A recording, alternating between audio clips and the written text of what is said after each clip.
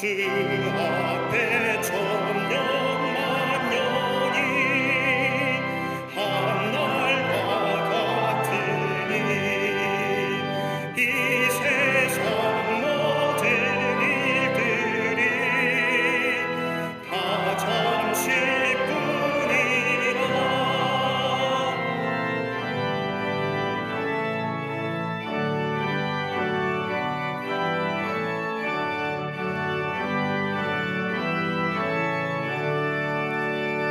세월이 흘러가듯이 인생은 뻔하니 인생 100년 살아도 꿈결과 같보다 예부터 도움 되시고 내 소망 되신 주 일평생 지나갈 동안 늘 보호하소서.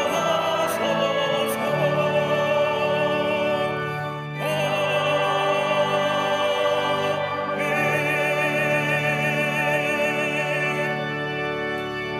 교독문 117번 구주강님 세 번째 말씀을 교독하겠습니다.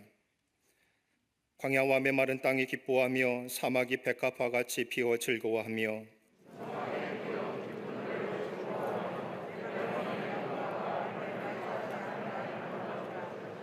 그것들이 여호와의 영광 곧 우리 하나님의 아름다움을 보리로다.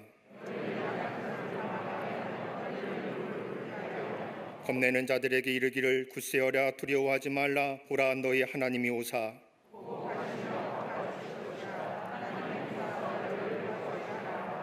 그때에 맹인의 눈이 밝을 것이며 못 듣는 사람의 귀가 열릴 것이며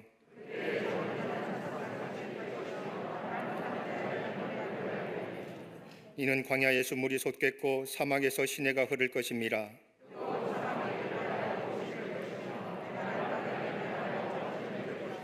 승냥이 눕던 곳에 풀과 갈대와 부들이 날 것이며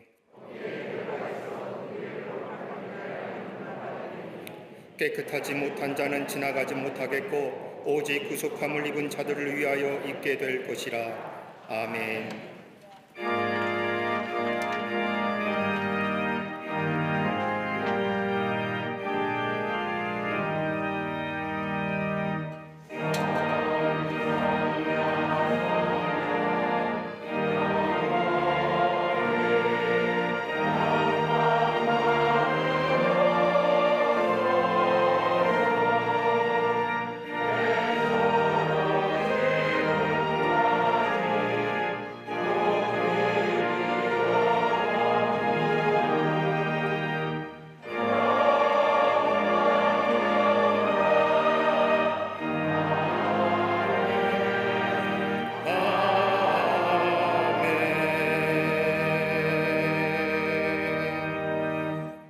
전능하사 천지를 만드신 하나님 아버지를 내가 믿사오며 그 외아들 우리 주 예수 그리스도를 믿사오니 이는 성령으로 잉태하사 동정녀 마리아에게 나시고 본디오 빌라도에게 고난을 받으사 십자가에 못 박혀 죽으시고 장사한 지 사흘 만에 죽은 자 가운데서 다시 살아나시며 하늘에 오르사 전능하신 하나님 우편에 앉아 계시다가 저리로서 산자와 죽은 자를 심판하러 오시리라. 성령을 믿사오며 거룩한 공회와 성도가 서로 교통하는 것과 죄를 사하여 주시는 것과 몸이 다시 사는 것과 영원히 사는 것을 믿사옵나이다. 아멘.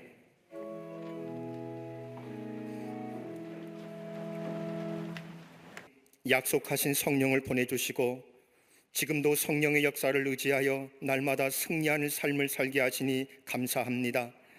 대림절 둘째 주일 예수님의 다시 오심을 기다리며 예배하는 이 시간, 우리 마음이 주님의 하늘 보좌 되고 우리 몸이 성령께서 거하시는 거룩한 성전이 되게 하여 주시옵소서.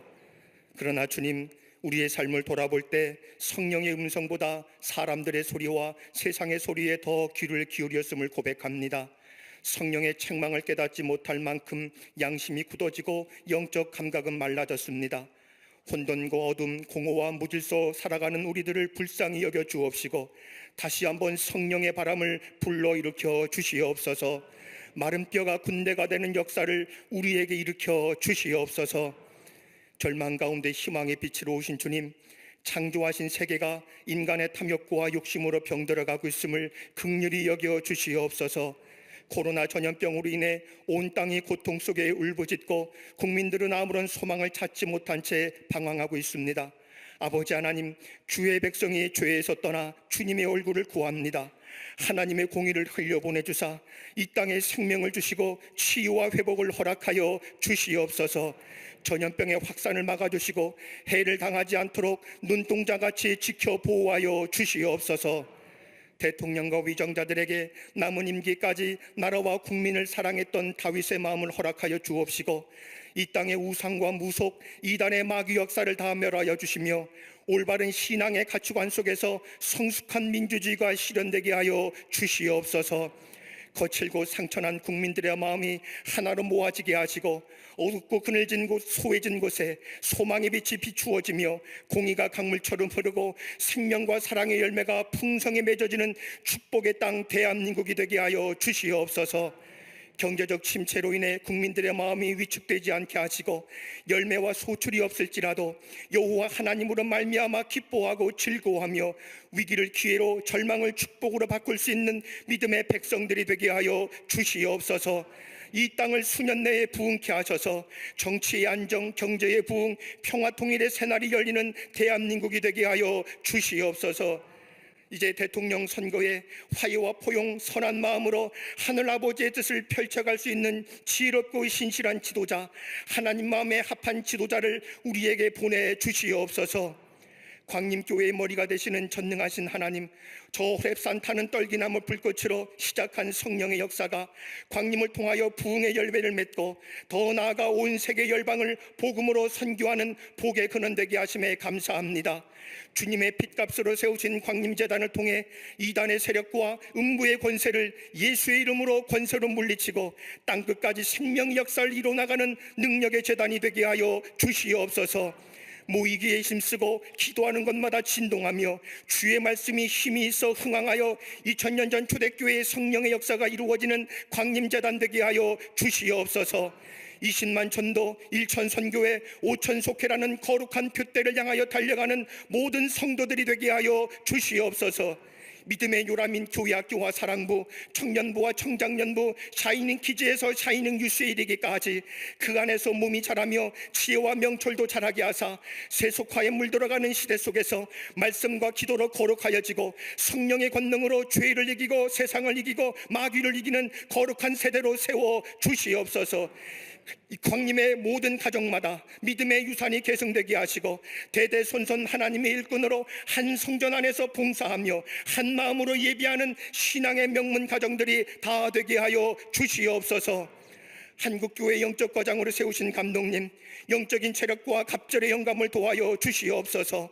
꿈꾸셨던 모든 선교의 비전들이 이루어지고 하나님의 나라가 더욱 확장되는 역사를 감독님의 기도를 통해 이루어지게 하여 주시옵소서. 이제 우리 담임 목사님, 한국교회를 진두지휘할 수 있는 강력한 리더십을 기름 부어 주옵시고 앞으로 세계 열방에 선교와 복음에 큰 영향력을 끼칠 수 있는 능력의 큰 사자로 세워 주시옵소서. 오늘 단위에서 십자가 복음의 비밀을 담대히 전하실 때 세상의 철학과 고등 학문을 뛰어넘는 복음의 진리, 값진 진주와 보화를 발견하는 축복의 시간이 되게 하여 주시옵소서. 갈릴리 성가대와 오케스트라에 올려드리는 찬양이 오직 하나님께만 영광이 되고 지친 심령들을 어루만지는 아름다운 하늘 곡조가 성전 가득 울려 퍼지게 하여 주시옵소서. 강단을 장식한 손길, 보이지 않게 예배를 위해 헌신하는 손길, 예배를 위해 기도하는 중보 기도자들에게도 넘치는 은혜와 축복으로 함께하여 주시옵소서.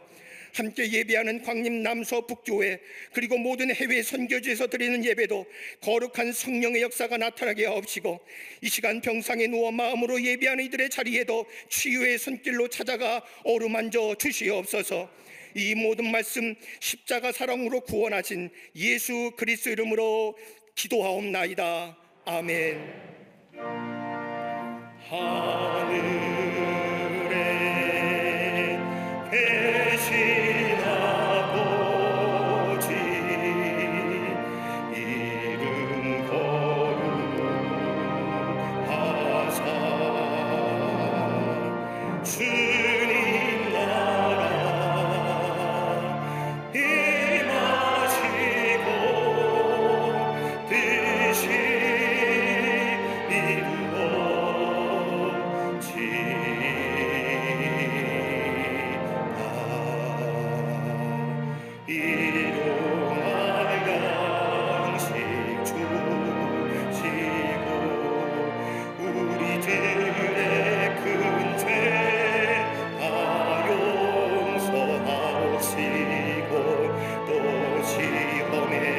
들게 마시고 악에서 구원하소서. 대개 주의 나라 주의 권세 주의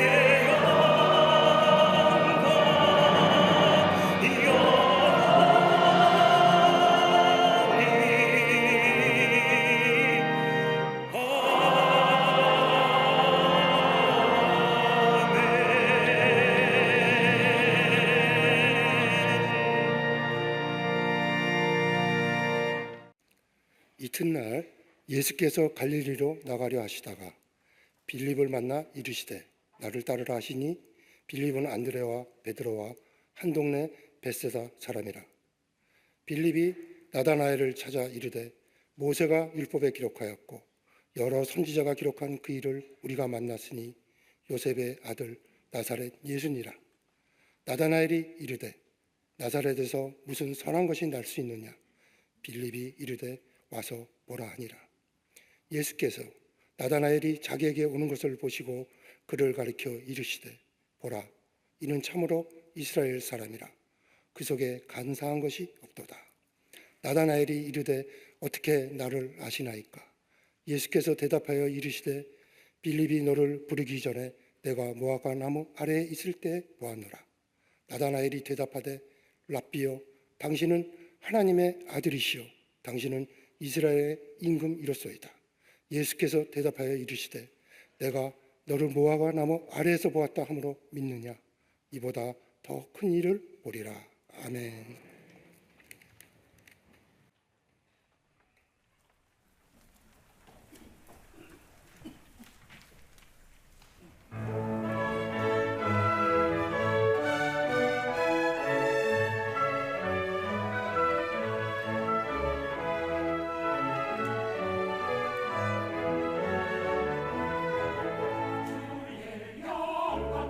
주의 영광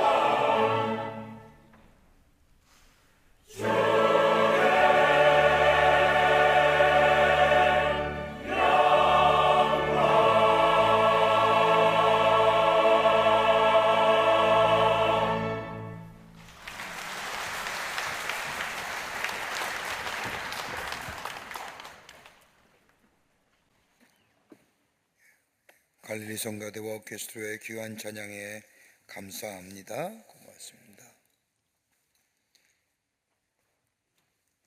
한 여인이 결혼 생활 10년 만에 자신이 당한 생활을 더 이상 견딜 수가 없어서 결혼 생활에 종지부를 찍습니다.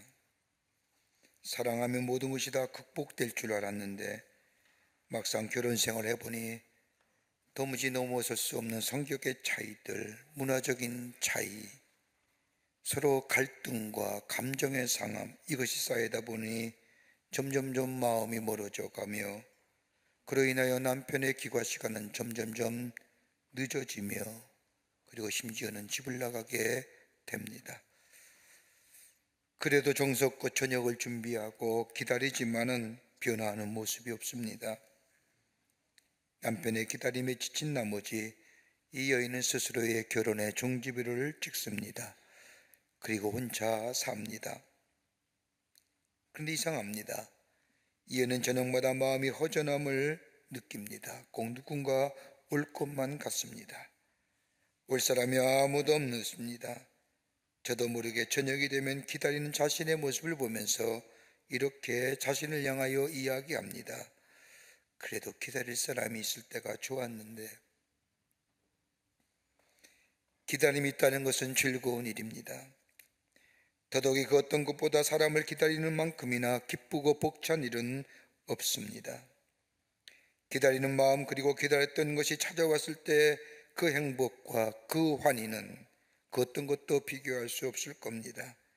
이렇게 본다면 기다림이 있다는 것만큼이나 행복한 일은 없을 것입니다. 그런데 기다릴 것이 없는 사람이면 그처럼 불행한 사람은 없을 것입니다. 인간에게만 기다림이 있는 것이 아니라 자연 세계에도 기다림이 있습니다. 겨울이 오면 봄이 기다려지고 뜨거운 여름이 오면 가을의 신선함이 기다려집니다. 이처럼 모든 생명체가 있는 곳에는 기다림이 있습니다. 이걸 가리켜서 일상의 기다림이라고 말했습니다. 그런데 이 일상의 기다림과는 다르게 그리스도에게는, 인에게는 다른 차원의 기다림이 있습니다. 그건 다름이 아니라 하나님의 약속의 성취에 대한 기다림입니다. 현재가 좀 힘이 들고 어렵다 할지라도 하나님이 약속하신 약속에 다가올 성취를 기다림이 있어서 우리 마음에 있다고 한다면 지금의 어려움이나 힘듦은 넉넉히 감당할 수 있습니다. 그러게 바울은 로마서 8장 18절 말씀에 현재의 고난은 장차 우리에게 나타날 영광과 비교할 수 없도다라고 말한 것처럼 저 앞에 너무나 귀하고 즐거운 약속이 있기에 지금의 고난과 고통은 아무것도 아니라는 겁니다. 여러분, 우리의 믿음이 어떤 믿음입니까? 미래의 영광을 바라보면서 현재의 일을 믿음으로 넉넉히 감당해 나가며 미래지향적인 믿음입니까? 아니면 현재를 위하여 미래를 버리는 믿음입니까?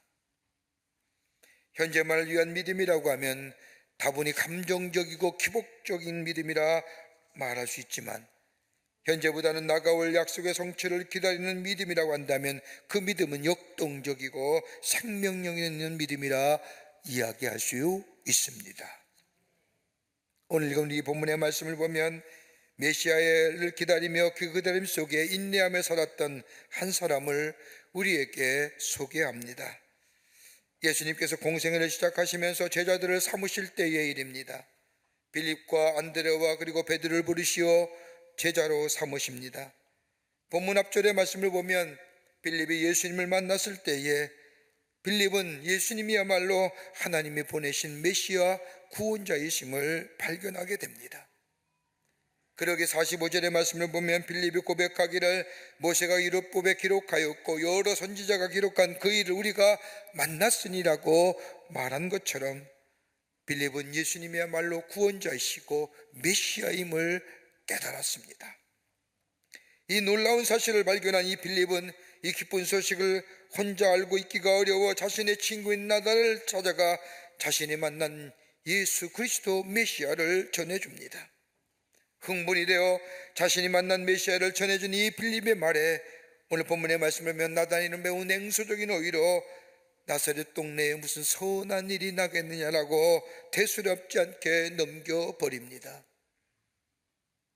그러나 빌립은 자신이 만난 예수님이야말로 메시아요, 하나님의 아들이요, 구원자 되심에 대한 흔들림 없는 태도로 이 나다나엘에게 와 보라라고 강권하여 예수님께 데리고 갑니다. 그리고 예수님을 만나게 합니다. 여러분, 나다나엘이 누구입니까? 성서학자들에 의하면 예수님의 제자 중에 한 사람인 아마도 바돌로메가 될 것이라고 이야기합니다. 바돌로메는 빌립의 강권함에 못 이겨 예수님께 나와 예수를 만난 후에 그의 인생은 새롭게 변화되어 하나님 나라의 확장의 큰 그림을 그리는 사람이 되었습니다. 역사가에 의하면 그는 인도까지 가서 복음을 전하다가 아르메니아 알보노폴리스라는 곳에서 순교를 당합니다. 여러분, 이때의 순교라는 것이 그냥 죽이는 것이 아니라 산채로 사람을 묶어놓고 칼로 살 껍질을 벗겨서 죽는 참혹한 형을 당하며 순교했던 인물이 바돌로메, 나다나엘이었습니다. 그래서 화가들이 이 바돌로메를 그릴 때마다 자기의 피부의 껍질을 벗겨 자신의 팔에 걸친 채 다른 한 손에는 칼을 쥐고 있는 바돌로의 모습으로 그림을 표합니다. 메시아를 만나 그의 인생이 변화될 뿐만 아니라 현재에 만족하는 것이 아니라 다가올 미래 안에 약속의 안에 살았던 이 바돌로메, 그는 어떠한 믿음이었기에 예수님이 그의 믿음 속에 찾아왔을까요? 오늘 대림절 두 번째 주일입니다. 곧 우리 가운데 오실 예수님, 하나님의 약속하신 것에 대한 성취를 보며 기뻐하고 즐거울 날 시간이 점점점 우리에게 다가오는데, 우리가 어떤 마음을 가지고 예수를 맞이하여 하나님의 약속의 성취를 누리며 내 안에 구원의 감격과 더불어 기쁨과 감격이 넘쳐나는 생명력 인생으로 살아가는 비결이 어디 있을까요? 오늘 본문의 말씀을 통해서 함께 말씀을 나누며 은혜 받기를 원합니다. 첫 번째는 영적인 갈급함을 가진 자에게 메시아가 찾아오십니다. 오늘 46절 말씀을 보십시오. 빌립이 예수님을 만났다고 하면서 그분이 메시아임을 말하자 나다나엘이 나사렛에서 무슨 선한 것이 날 수 있느냐라고 냉소적인 반응을 보입니다. 여러분, 성경의 어느 말씀을 보더라도 나다나엘 즉 바돌로메에 대하여 기록한 말씀이 별로 없습니다. 그런데 이 짧은 문장 안에 바돌로메가 어떤 사람인지 우리는 알 수가 있습니다. 짐작할 수가 있습니다. 그 하나가 뭐냐? 합리적이고 냉철한 사고의 소유자였습니다. 남의 말에 쉽게 따르지 아니하고 나름대로의 경험과 철학과 더 나아가 이성을 가진 사람입니다. 또한 성경에 해박한 지식을 가진 사람이었습니다. 여러분, 이 당시에는 성경을 마음대로 읽을 수가 없었습니다. 한 달에 한 번 또는 한 주일에 한 번 정도 하나님의 말씀을 배우거나 들을 수 있었던 시대입니다. 그런데 메시아가 오신다는 소식, 메시아는 하나님의 아들이요 인류의 구원자 되시는 그 예수님, 그 예수님 이 땅에 오시면 지금의 이 로마의 제국주의 압자에 있던 이 나라와 이 백성들, 그리고 나를 구원하실 그 메시아는 저 나사렛 동네, 저 이름 없는 동네, 저 천한 동네가 아니라 이름 있고 사람들의 환호를 받으며 환성을 받으며 오실이라고 생각했던 이 나름대로의 이성과 철학과 경험을 가졌던 나다나엘. 그러기에 나사렛 예수가 메시아요 구원자라고 하는 이 친구 빌립의 얘기에 무슨 나사렛에 선한 것이 있습니까? 편견이지요, 오해지요. 또 하나 더 간다면 이 나다나엘은 도덕적이고 윤리적인 사람이었습니다. 47절의 말씀을 보면 예수님이 나다나엘을 만나서 하신 말씀이 이는 참 이스라엘 사람이라 그 속에 간사함이 없더라라고 말씀하십니다.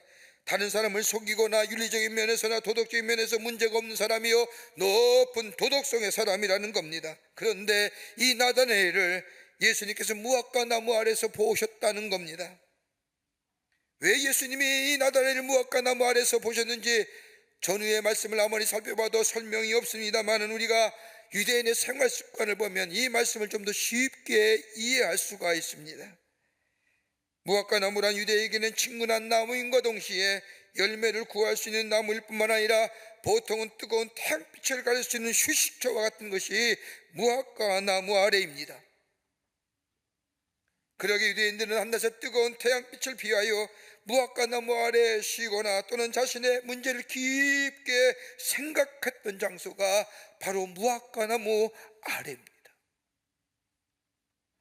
예수님께서 나다나엘을 저 무화과 나무 아래서 보았다는 것은 다름이 아니라 아마도 이 나다나엘은 자신이 안에 있는 해결되지 않는 이 영적인 갈증, 도무지 해결되지 않는 삶의 문제들, 내면의 깊은 문제를 가지고 하나님의 말씀을 읽으며 주여 도우시옵소서라고 하나님 앞에 그 말씀을 읽으며 깊게 묵상했을 겁니다.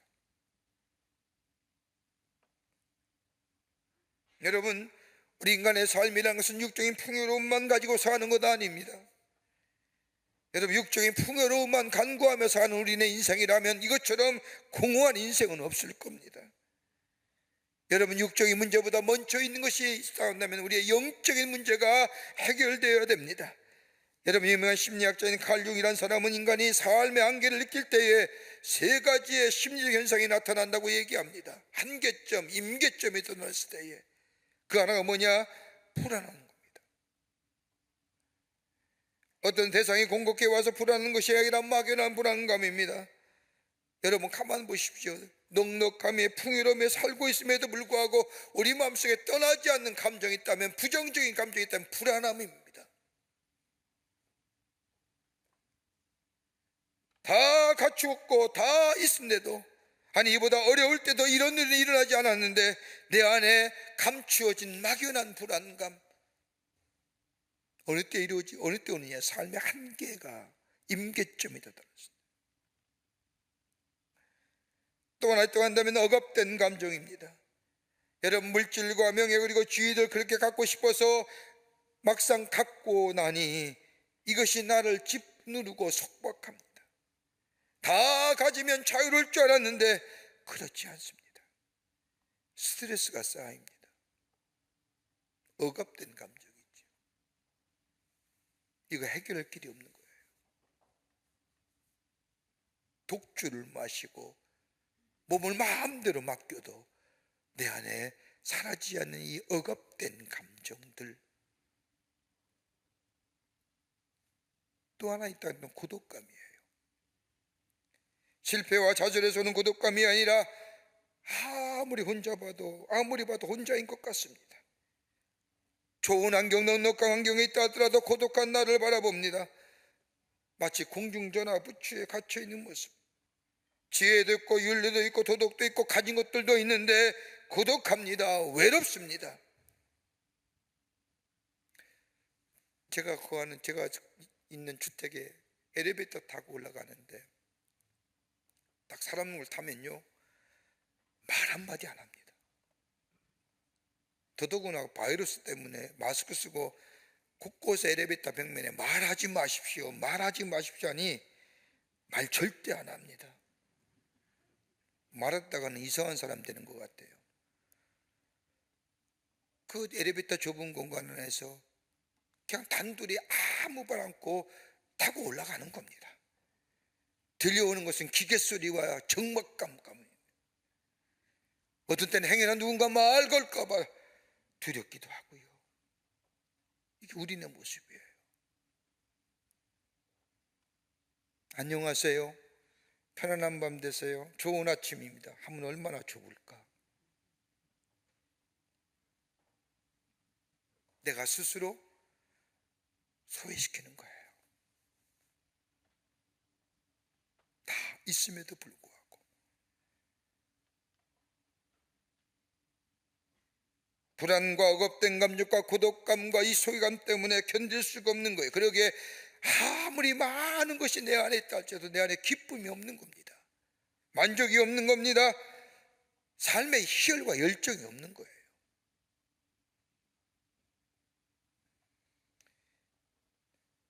네덜란드가 나온 위대한 화가인 고라고 하는 사람, 그는 원래 목사의 아들이었습니다. 화가가 되기 전에 벨기에 어느 탄광에서 일하며 전도하였습니다. 어느 날 한 노동자가 입고 있는 옷이 눈에 탁 띄었습니다. 그 옷은 물건을 포장했던 천으로 만든 옷이었는데, 그런데 그의 등 뒤에 그 포장천에 쓰였던 것이 그대로 남아 옷으로 만들어져 걸친 겁니다. 근데 그 뒤에 쓰여진 글씨가 뭐냐? 깨어지기 쉬운 물건이니 주의해서 취급하시오. 프리시라는 거예요. 그 순간 고를 깨닫습니다. 아, 인간은 깨어지기 쉬운 존재구나. 여러분, 하나님이 아니 계신 삶에는 깨어진 존재입니다. 하나님이 아니 계신 삶, 그 삶에 많은 것을 누리고 있고 많은 것을 가졌다 할지라도 아무것도 아닙니다. 지식이 많아서 인간의 모든 문제가 해결되는 것이 아니라, 지혜가 탁월하고 경험이 많다고 해서 인간의 영적인 문제가 해결되는 것이 아니라, 내 내면의 깊은 자리에 자리 잡고 있는 이 영적인 갈증, 곤고함, 다름이 아니라 예수님이 오셔야만이, 메시아가 오셔야만이 이 문제가 해결될 수 있다고 하는 이 고백, 거기에 내 영혼의 만족히, 내 마음의 기쁨과 내 마음의 감사도 다름이 아니라 예수가 내 안에 오시어 내 안에 자정하실 때에 임하게 된다는 사실을 믿게 될 때, 그 영적인 갈망함을 가진 자에게 우리 주님은 찾아오시어 우리에게 만족 주시고, 우리에게 기쁨 주시고, 우리에게 감사하시게 하시고, 우리의 삶 속에 풍요로운 삶으로 인도하여 주십니다. 그 믿음을 가지고 기다리는 자예요. 주여, 내 마음에 오시옵소서. 내 마음에 좌정하시옵소서. 내 마음에 주장하시어 내 삶의 영적인 갈급함을 해결하여 주시옵소서라고 갈망하는 자, 주님이 찾아오십니다. 두 번째는요, 깨끗한 마음의 소유자에게 메시아가 오십니다. 오늘 본문의 말씀을 보십시오. 예수님께서 나다나엘을 가리켜 40절에 말씀하기를, 가리켜 이르시되 보라, 이는 참 이스라엘 사람이라 그 속에 간사함이 없도다. 간사함이 없다고 말씀하십니다. 여러분, 성경에서의 간사함이란 다른 것이 아니라 하나님 믿지 않고 두 마음을 가지고 불의를 행하는 사람을 말합니다. 간사함이 없다고 하는 것은 정직히 행하며 다른 사람을 속이지 않는다는 것을 말하는 겁니다. 불의를 행하지 않습니다. 다른 사람을 속이지 않습니다. 자신의 유익을 취하지 않는 순진한 믿음과 더불어 정직한 믿음의 소유자를 가리켜 그 속에 간사함이 없다고 얘기하는 겁니다. 여러분, 이런 자가 메시아를 만나는 겁니다. 여러분, 마태복음 5장 8절의 말씀에 예수님께서 저 산상수훈을 통하여 제자들에게 가르치실 때에 마음이 청결한 자는 복이 있나니 저희가 하나님을 볼 것이요라고 말씀하십니다. 청결하다는 말은 다른 말로 깨끗하다는 말입니다. 그런데 원문에 쓰여진 청결하다는 뜻을 보면 다른 것이 아니라 깨끗하게 세탁된 옷을 의미합니다. 새 것이 아닙니다. 더러워졌습니다. 그런데 씻어서 깨끗하게 만들었다는 겁니다. 이걸 가리켜 청결하다는 거예요. 구부러진 마음, 찌들어진 마음, 변질된 마음, 썩어져서 냄새 날 대로 나는 마음, 이 마음이 회개하여 깨끗하여진 상태, 이 마음이 청결한 마음이요, 그 속에 간사함이 없는 마음이요, 그 속에 메시아가 찾아오신다는 겁니다. 깨끗한 마음에.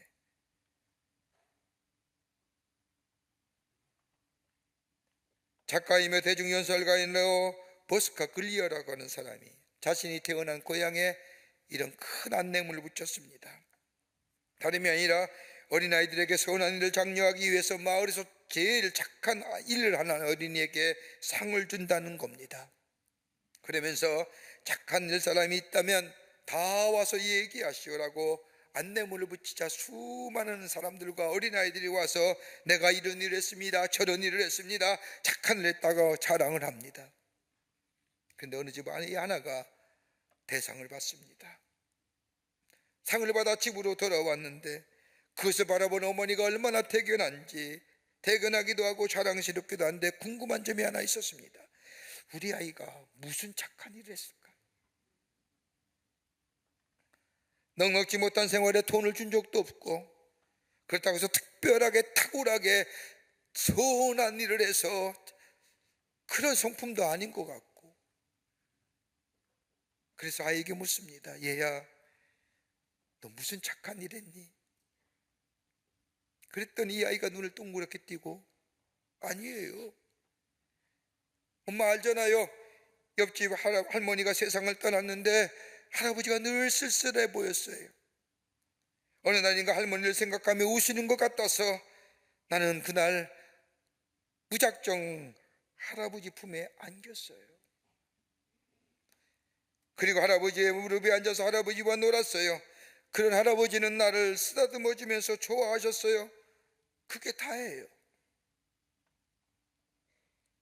눈물을 흘리고 있는 할아버지 품에 안겼다는 겁니다.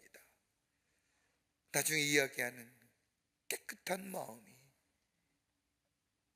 청결한 마음이 이 아이로 거금 상을 받게 하였다는 겁니다. 여러분, 소망이 어떤 걸까요? 하나님의 약속을 믿는 겁니다. 신실하신 하나님, 거짓이 없으신 하나님의 약속에 믿음을 가지고 그 약속의 성취를 기다린다는 것이 소망입니다. 다른 말로 말하자면 하나님께 위탁하는 마음, 하나님만 바라는 마음. 여러분, 우리가 하나님만 소망해야 되는데 어느덧 우리 사이의 물질이, 우리의 자녀가, 우리가 사는 이 세상의 것들이 우리의 소망이 되어버렸습니다. 그러기에 세상은 점점점 혼탁해 가는데 세상의 것들에 대해 소망을 가지고 살기에 우리의 삶이 힘들어지고 하나님께 대한 소망이 점점 희미해져 갑니다. 하나님 바라보기보다는 세상을 바라봅니다. 하나님의 약속하심을 믿으며 그 약속의 성취를 기대하는 것이 아니라 세상을 바라보며 세상을 기대하며 사합니다. 여러분, 깨끗이 못한 마음, 여기에 주님이 오실 수가 없는 겁니다. 시편 15편의 말씀을 보면 시편의 기자는 우리에게 말씀하시기를 여호와여 주의 장막에 머무를 자 누구 오며 주의 성산에 사는 자 누구 오리까라고 이야기하며 하나님의 거룩한 장막, 하나님의 임재하심, 하나님과 함께 하심을 경험하는 자, 저 시온에 서는 자, 시온에 저 성산에 서는 자 누구이냐라고 이야기하며 시편 15편에 이렇게 설명합니다. 정직히 행하는 자, 옳은 길 가는 자, 진실을 말하는 자, 다른 사람의 업담을 이야기하지 않는 자, 다른 사람을 부당하게 대하지 않는 인생, 옳은 사람들 편에 서는 인생, 약속을 지키는 인생, 가난한 사람을 해하거나 무시하지 않는 인생, 사람들을 이용하여 자신의 유익함을 취하지 않는 인생. 뭐예요? 깨끗한 인생이에요. 이런 성품은 다른 곳에서 오는 것이 아니라 하나님의 임재하심을 경험할 때에, 더불어 하나님과 함께 교제하며 사는 인생이 될 때에 그애는 주의 장막에 거하는 인생일 뿐만 아니라 하나님의 임재하심을 경험한 인생일 뿐만 아니라 돌이켜 깨끗한 마음의 소유자, 그 안에 누가요? 메시아가 오신다는 겁니다. 그럴 때 우리 안에 구원의 감격과 더불어 약속의 성취를 누리게 되며 매일매일 하나님과의 임재하심과 예수님의 동행하심을 통하여 내 삶이 성화되어 가고 감격과 기쁨이 넘쳐나는, 세상의 것에 미련두는 것이 아니라 하나님과 더불어 기쁨을 누리는 영원한 기쁨의 소유자, 그러기에 내가 길이요 진리요 생명이요 생수요 떡이요라고 얘기하시는 그 기쁨을 주 안에서 누리는 인생이 됩니다.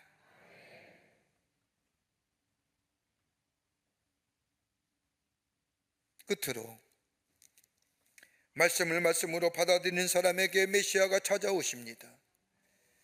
말씀을 말씀으로 받아들이는 자. 오늘 48절과 49절의 말씀을 보십시오. 나다니엘이 예수님을 향하여 나를 어떻게 아십니까? 라고 묻자 예수님이 말씀하시기를 빌립이 너를 부르기 전에 내 무화과 나무 아래에 있는 것을 있을 때에 보았노라 라고 이야기하자 나다니엘이 그 자리에서 당신은 하나님의 아들이시요 당신은 이스라엘의 임금이로소이다. 여러분, 성경에 나타난 위대한 신앙의 고백들 단순해요. 예수는 우리의 삶의 주인 되시고 예수님은 그리스도시고 예수님은 하나님의 아들 메시아 되십니다고 하는 거예요. 이게 다예요. 저 베드로의 신앙 고백도 주는 그리스도시요 살아계신 하나님의 아들입니다. 오늘 빌립의 고백도 주는 하나님의 아들이시고 당신은 이스라엘 임금입니다라고 하는 이 얘기, 당신은 우리의 삶의 주인 되시고 우리의 구원자 되시고 하나님의 아들 메시아 되신다는 겁니다. 이게 다 신앙 고백의 전체입니다. 어느 책을 보니까 우리의 신앙이 형용사구가 부사구가 많으면 맞을수록 신앙의 본질이 희석된다는 거예요. 예수님을 향하여 우리의 구원자 되십니다. 예수님 우리의 삶의 주인 되십니다. 예수님 하나님의 아들 메시아입니다. 여러분 더 뭐가 필요할까요? 예수님을 향한 신앙 고백에 더 뭐가 필요할까요? 거기에 인간의 형용사구와 부사구가 담겨질 때에 본질이 훼손되는 거예요. 그러면서 그 책에 의하면 본질만 명사형만 써라는 거예요. 그냥 고백이 아닙니다. 오늘 이 나다나엘의 예수님 앞에 드려진 고백은 하나님은 무소부내하시며 하나님은 전능하신 분이라는 고백일 뿐 아니라 예수만이 메시아여 나의 구원의 주가 되시며 내 삶의 주인 되시는다. 여러분 그 고백 이후에 나다나엘은 그 자리에서 일어나 예수를 따라갑니다. 말씀 그대로 받아들이는 겁니다. 여러분 믿음이라는 것은 바라는 마음이 아닙니다. 여러분 논리적으로 분석적으로 논증적으로 이론적으로 철학적 사색을 통하여 믿음을 정의하고 이야기하는 게 아닙니다. 믿음은 뭐예요? 그대로 받아들이는 겁니다. 뭐로 해석될 수 있을까요? 하나 더하기 하나는 2입니다. 이게 뭐예요? 믿는 거예요. 왜 하나 더하기 하나가 2가 됩니까? 아무리 따져봐도 알 수가 없는 겁니다. 명제지요. 명제는 믿는 거예요. 믿음은 자신의 지식에 기초한 확신이 아니라 진리 그대로 영접하는 수용하는 마음입니다. 그대로 받아들이게 될 때에 우리 가운데 오시는 예수님, 우리의 삶의 주인 되심에 오심에 우리의 구원자 되심에 하나님의 아들 되시는 예수가 저 하늘의 보좌를 버리시고 인간의 몸을 입으시고 이 땅에 오신다는 사실을 내가 믿고 받아들이게 될 때에 우리 안에 구원의 역사가 일어납니다. 러시아의 시골 자라난 20대 청년이 부흥에 참석했다가 목사님이 하시는 말씀인 데살로니가전서의 5장에 나오는 쉬지 말고 기도하라 라는 말씀을 듣고 어떻게 하는 것이 쉬지 않고 기도하는 걸까 고민에 쌓였습니다. 어떻게 하는 것이 쉬지 않고 기도하는 것일까? 이 고민을 해결하기 위해서 순례의 길을 떠납니다. 여러 영적 지도자의 가르침을 받습니다. 그들의 가르침은 하나같이 기도의 중요성을 강조하고 복잡한 이론을 말할 뿐이지 쉬지 않고 기도한다는 것이 무엇인가에 대하여 이 청년의 근본적인 질문에 대한 대답을 하지 못합니다. 그러던 어느 날 어느 수도원에 도착했는데 쉬지 않고 기도하는 것이 무엇입니까? 라고 지나가는 수도사에게 묻자 수도사가 당신이 진정 쉬지 않고 기도하기를 원하신다고 한다면 혼자 조용히 앉아 있을 수 있는 조용한 장소를 찾으시고 머리를 숙이시고 눈을 감고 부드럽게 숨을 쉬면서 예수님 저에게 자비를 베풀어 주옵소서. 다른 기도 필요 없습니다. 쉬지 않고 기도한다는 것은 주여 예수님 제게 자비를 베푸시옵소서라는 기도를 되풀이하십시오. 입술을 움직여주면서도 기도해도 좋고 그냥 마음속으로 기도해도 좋으니 그저 주 예수여 제게 자비를 베푸시옵소서라고 기도하라고 가르쳐줍니다. 이 청년이 이 수도사의 가르침대로 장소에 앉을 때마다 시간을 정할 때마다 기도할 때마다 다른 기도하지 않습니다. 주 예수여 제게 자비를 베풀어 주옵소서. 반복적으로 기도합니다. 그러던 어느 날 그의 마음속에 기쁨과 은혜가 충만함을 경험합니다. 단순하고도 깨끗한 마음대로 예수여 제게 자비를 베풀어 주시옵소서라고 반복하며 기도할 때에 그의 마음속에 기쁨과 은혜가 넘칠 뿐만 아니라 예수님이 그의 마음에 찾아와서 그의 갈급함을 해결해 주실 뿐만 아니라 참된 자유자로 살아가게 하신 것을 경험했다고 고백하며 간증하며 다닙니다. 받아들이는 거예요. 큰 기쁨의 좋은 소식, 그 말씀 그대로 받아들이며 오늘 나에게 오시옵소서라 고백하며 말씀 그대로 받아들인 인생이 될 때 예수님이 그의 마음에 오시고 내게도 말씀대로 이루어지다라고 고백하게 될 때에 주님이 그 말씀대로 우리 마음속에 오시어 그 말씀의 성취를 이루어 주시며 우리 안에 참된 행복과 영원한 생명과 우리의 길이요 진리요 인도자 되시고 우리의 생명수가 되시고 생명의 빵이 되시는 놀라운 은혜가 우리 가운데 임하게 됩니다. 받아들이고 주여 내게도 그 말씀대로 이루어지리다라고 고백하며 그 말씀을 말씀대로 받아들일 때 우리 주님 찾아오십니다. 갈망하는 자에게 깨끗한 심령이에게 말씀을 말씀 그대로 받아들이는 자에게 그 말씀이 내게도 이루어지리라고 고백하는 자에게 주님 찾아오시어 주의 약속의 성취를 이루어지고 우리를 새롭게 하시며 우리를 구원하시며 우리를 주께서 주시는 하늘의 신령한 복과 땅의 기름진 것으로 넘치는 삶으로 인도하여 주십니다. 이런 믿음의 귀한 걸음을 걸어가시는 여러분과 저와 되시기를 주의 이름으로 축원합니다. 살아서 역사하시는 전능하신 하나님, 저희를 주께서 하나님의 사람으로 세워주시고 복된 삶으로 인도해 주심에 감사합니다.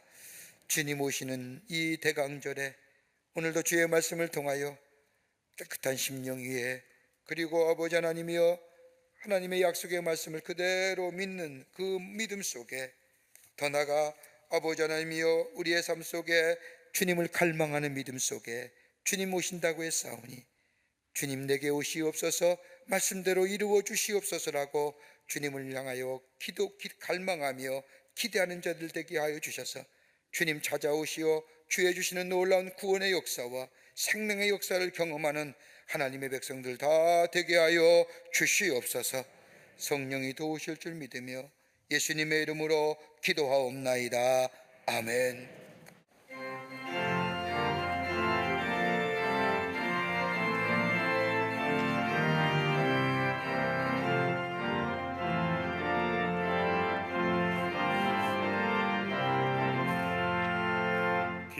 소리 들리니 예수 구원하시나 만민에게 전하라 예수 구원하시나 주님 명령하시니 산을 넘고 물 건너 온 세상에 전하라 예수 구원하시나 받아들라 외쳐라 예수 구원하신다 모든 죄